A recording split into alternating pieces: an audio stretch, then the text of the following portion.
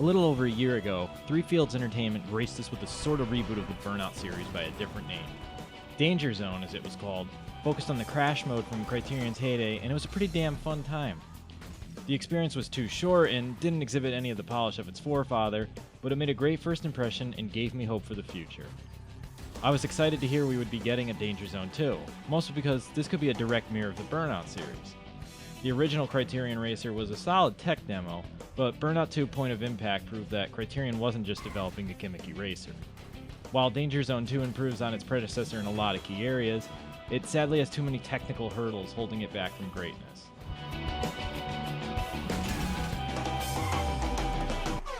The general concept of Danger Zone 2 is basically the same as the first.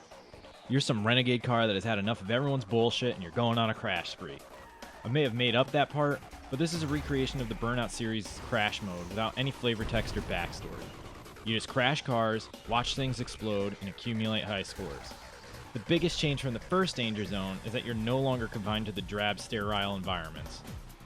Danger Zone 2 takes you to the streets of the United States and actually places you on real highways. While these are clearly not modeled after actual roads, the influx of color and lively backgrounds makes the action far more tantalizing.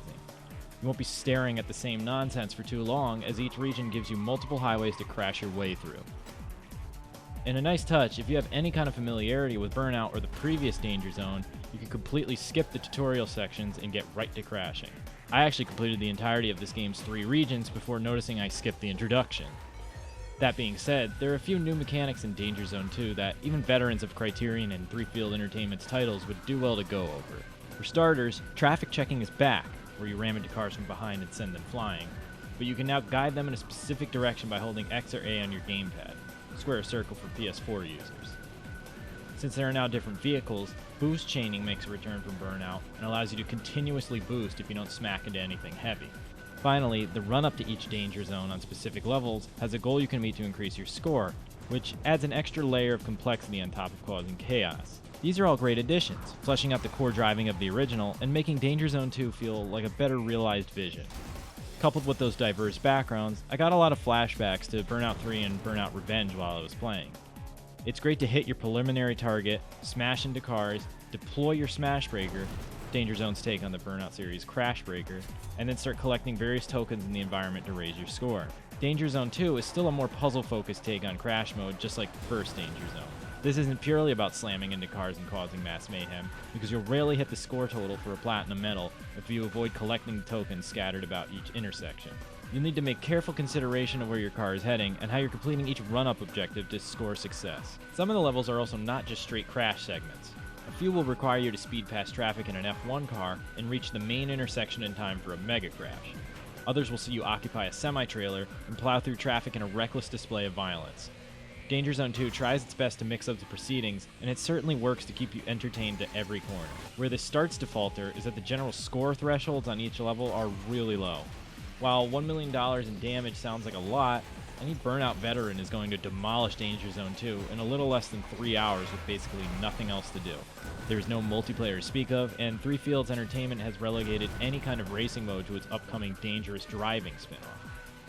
This was a problem with the first game, but it becomes a little harder to ignore the second time around, and with an increased price tag to boot. I think the biggest issue is that there is only one of each token on every level.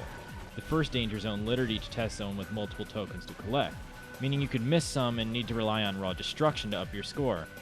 In Danger Zone 2, you're screwed if you don't pick them up, but nabbing them all is a lot easier and basically guarantees that you're going to pass every level with the highest score possible. That is, if you can consistently nab all the tokens.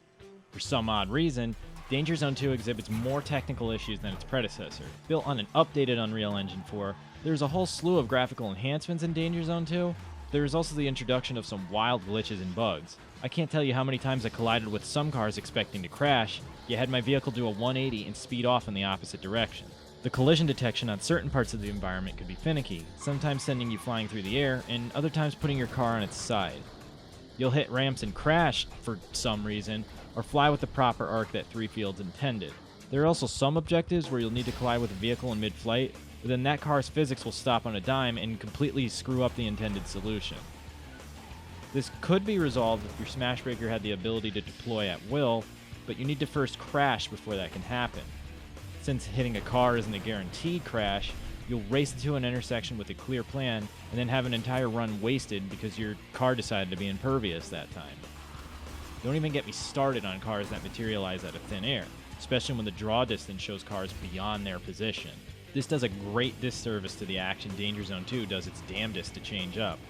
I want to love those fast-moving F1 segments, but if cars are literally appearing out of thin air, how am I supposed to maximize my time and score? I want to applaud moving outside of a generic test facility, but if the basic collision detection on ramps is so awkward, was the change in scenery really worth it? To top it off, the general visuals are just bland. I suppose one could ignore the soft filter that is applied to everything, making the camera appear as if it was dipped in Vaseline, but how do the cars still not have proper destruction mapping? I want to see the body of my sedan fold in when I careen into a trailer, not just lightly dent in smoke. I may have excused this the first time out, since it was the first attempt at recreating Burnout, but sequels should improve instead of regress. The general polish of Danger Zone 2 is a downgrade compared against its predecessor. That it actively starts to affect the gameplay is where I draw the line. I had no problem recommending everyone grab the first game because it was cheap, delivered on its promise, and brought us back to the glory days of arcade racers. Danger Zone 2, though, is mostly the same thing in a worse package. The real killer is that you can grab the absolute best Burnout game, Burnout Revenge, on Xbox 360 for $9.99 on the Xbox Live Marketplace, and it has backward compatibility on Xbox One. For half the price of Danger Zone 2, you'll not only get a fully featured racing component and online multiplayer, but 5 times the amount of crash junctions. Danger Zone 2 isn't a bad game, but it falls apart under the weight of its technical issues. If there wasn't already a better version of this game by the same devs, disregarding the Burnout series, I might be more forgiving of some of these flaws.